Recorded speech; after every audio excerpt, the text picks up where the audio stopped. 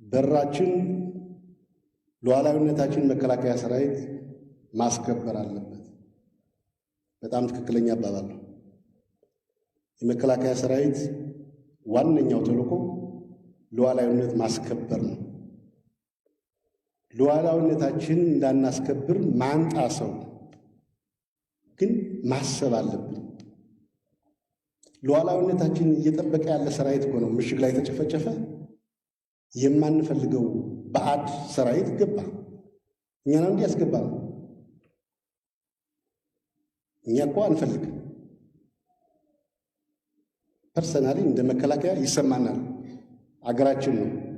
የሚነሱ ችግሮች እናቃቸዋለን፣ ያመናል። ግን ማን ነው ያስገባው? ሆን ተብሎ አይደለም እንዴ? ደንበሩን የሚጠብቅ ሰራዊት እኮ ነው እጁን እየተሰረ የተገደለው። ከዛ በኋላ ማን አትግባ ይለዋል? በራሱ ገባ። ይሄ ግልጽ መሆን ያለበት ይመስለኛል። ኤርትራ ሰራዊት ናና እኛን እርዳን ህሊናዬም አይፈቅድም። ችግራችን ውስጣችን ነው፣ በራሳችን መፍታት እንችላለን።